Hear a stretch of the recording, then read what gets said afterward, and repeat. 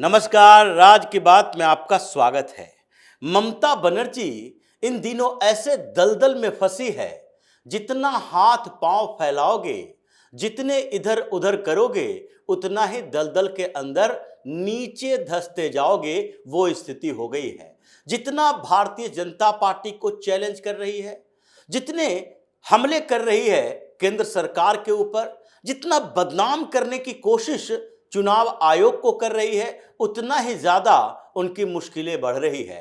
एक तरफ चुनाव आयोग के पास ममता बनर्जी ने अपने 10 सांसदों को भेजा, जाओ जाकर चुनाव आयोग को और कुछ सुनाकर आओ, खरी खोटी लिस्ट लेकर जाओ कि 40-40 लोग मर चुके हैं एसआईआर की प्रक्रिया से। अब चुनाव आयोग ने इसके बाद कुछ और कर दिया, और जिससे ममता बनर्जी की परेशानी और भी बढ़ी हुई है। लेकिन दूसरे तरफ अमित शाह ने भी अंकुश कसना शुरू कर दिया है केंद्रीय गृह मंत्रालय की तरफ से।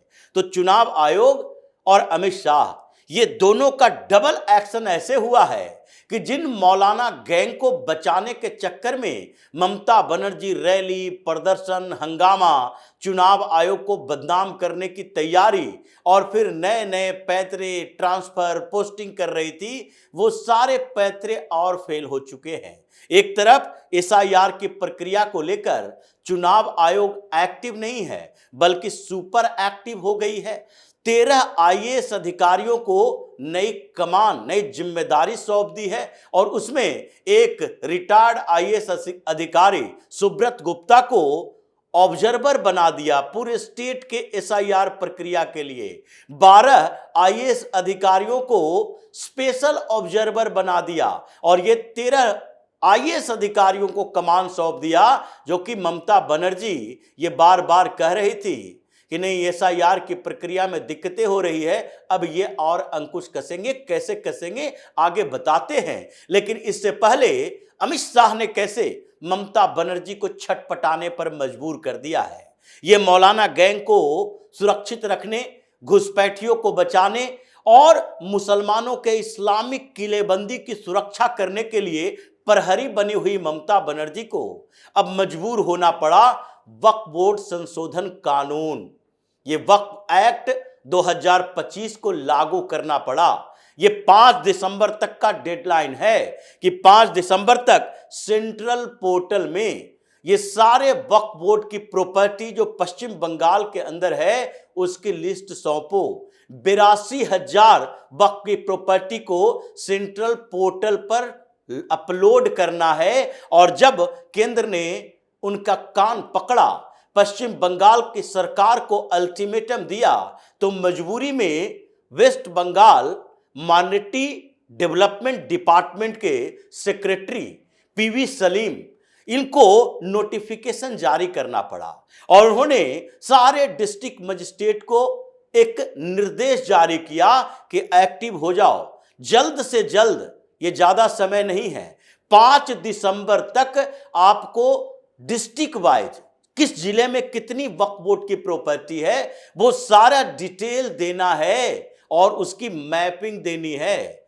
ओटीपी के माध्यम से उसका रजिस्ट्रेशन होना चाहिए कि किसके नाम से है। अगर नाम से नहीं है तो वो चला जाएगा। इसलिए मीटिंग करो, मीटिंग के बाद ऑब्जर्वेशन करो, ऑब्जर्वेशन करते हुए सबका लोकेशन ट्रैक करो, और फिर उनकी प्रॉपर्टी की डिटेल तैयार करो, उसकी रजिस्ट्री तैयार करो कि है कि नहीं है। अगर नहीं है तो भी उसके बारे में जानकारी दो।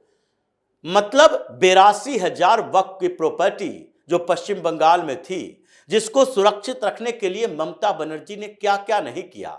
वक्फ बोर्ड संशोधन बिल जब पेश हुआ था तो उस समय संसद में हंगामा किया, संसद में किसी तरीके से कोशिश की गई, नहीं, लागू नहीं होने देंगे। उसके बाद क्या हुआ, पार्लियामेंट्री कमेटी बनाई गई, और कमेटी के अंदर इनका जो कल्याण बनर्जी था, वो बोतल तोड़ने फेंकने से लेकर गाली गलौज तक उतर गया कि कमेटी की रिपोर्ट समय पर ना आए, किसी तरीके से इस रिपोर्ट को रोका जाए ताकि पश्चिम बंगाल में होने वाले विधानसभा चुनाव तक वक्फ बोर्ड संशोधन कानून लागू ही ना किया जाए। इसलिए कमेटी की रिपोर्ट को दबाने के लिए ये बार बार आरोप लगाते रहे।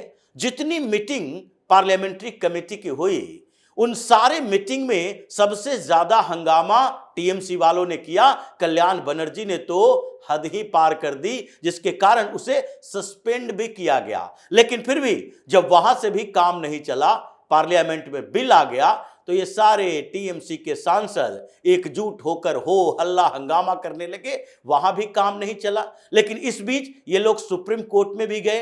ये जो 65 करोड़ रुपया कपिल सिब्बल और अभिषेक मनु सिंघवी को पश्चिम बंगाल की सरकार की तरफ से मिला है, इन्हीं कामों के लिए तो मिला है। इसलिए पश्चिम बंगाल की तरफ से फिर से सुप्रीम कोर्ट में याचिका दायर की गई।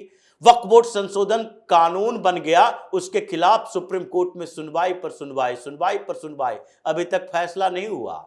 दो चीफ जस्टिस रिटायर कर गए, अंतिम फैसला ये लोग ले नहीं पाए। पहले संजीव खन्ना थे, सीजेआई संजीव खन्ना, उस समय उन्होंने कोशिश तो की, लेकिन सरकार ने एफिडेविट दायर किया और कहा एक एक प्रोविजन पर चर्चा नहीं होगी। सुप्रीम कोर्ट का काम कानून को रिव्यू करना है, उसके एक एक प्रावधान को रिव्यू करना नहीं। या तो ये संवैधानिक है या असंवैधानिक है। अगर असंवैधानिक तरीके से इसे पारित किया गया है तो इसको खारिज कर दो, और अगर संवैधानिक है तो इस पर फैसला दो कि ये आगे बढ़ाया जा सके। और उसी समय सीजेआई संजीव खन्ना को लगा अब मेरे बस में नहीं है, तो उन्होंने आगे बढ़ा दिया। और फिर सीजेआई बीआर गवई आए।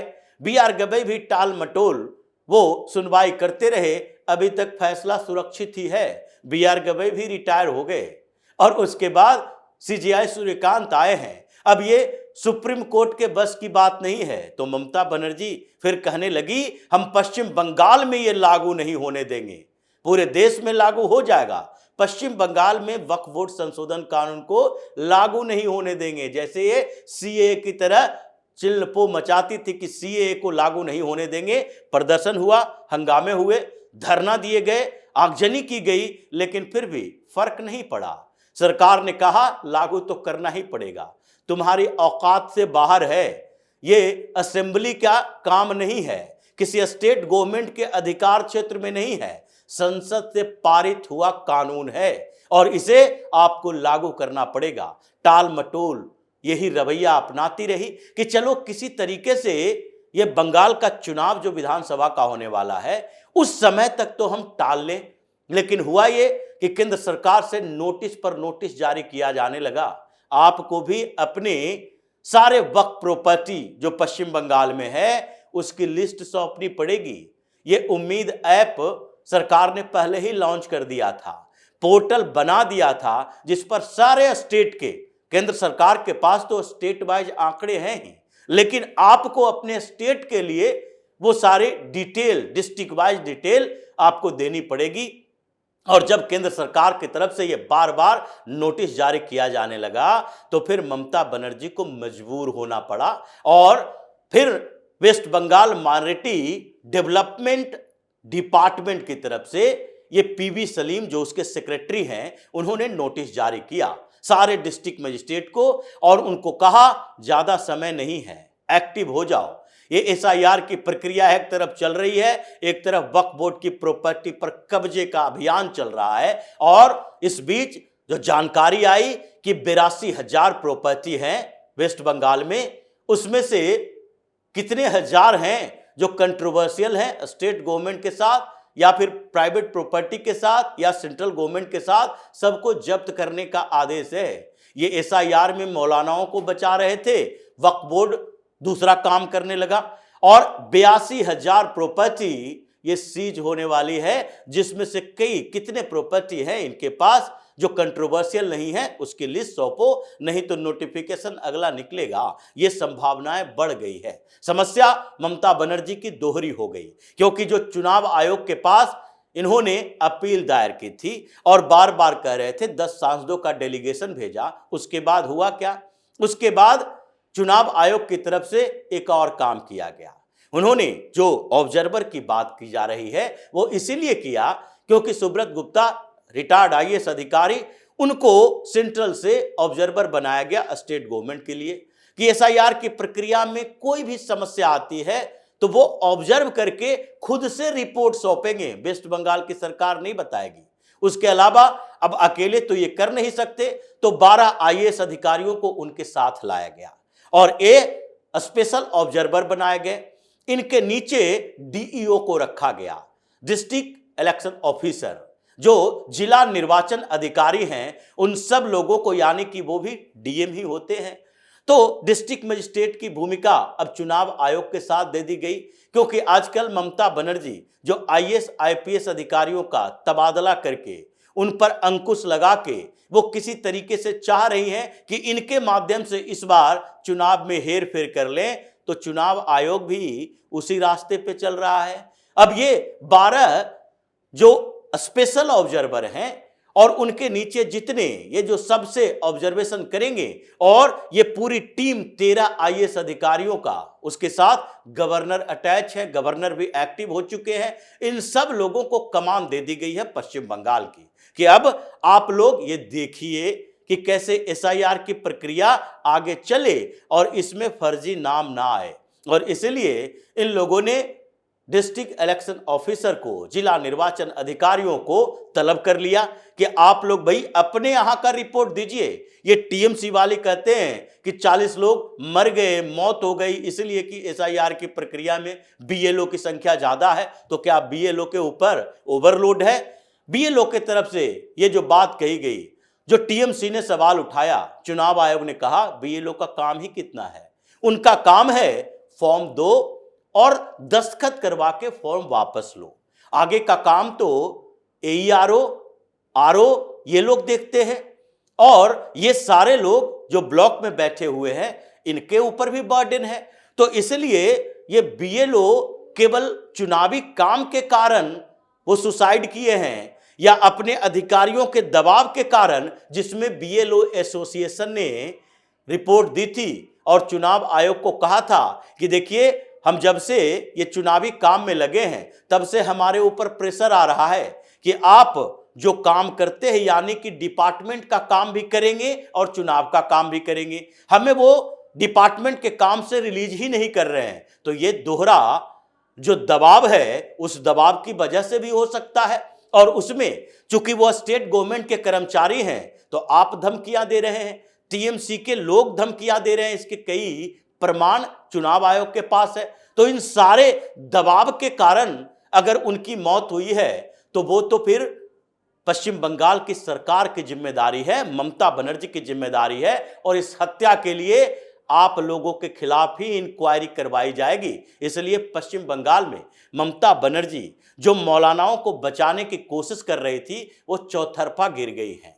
उनको चुनाव आयोग के तरफ से भी, अमित शाह के तरफ से भी, और प्रधानमंत्री की टीम तो अलग से ये फंड रोके हुए है, मनरेगा से लेकर प्रधानमंत्री आवास योजना तक, जिसके लिए ये फिर 13-14 तारीख को दिल्ली में बड़े आंदोलन की तैयारी कर रही हैं। लेकिन इन सारे आंदोलन, इन सारे पैतरों को फेल करने के लिए ये जो लेयर बना हुआ है, गवर्नर का, चुनाव आयोग का, केंद्रीय गृह मंत्रालय का, पीएमओ का, उसके कारण ममता बनर्जी सिर्फ छटपटा सकती हैं, कर कुछ नहीं सकती हैं। तो इसी तरह की खबरों के साथ फिर से हाजिर होंगे, तब तक के लिए बने रहिए हमारे साथ और देते रहिए हमें सहयोग, ताकि इसी तरह की खबर हम आपके लाते रहें।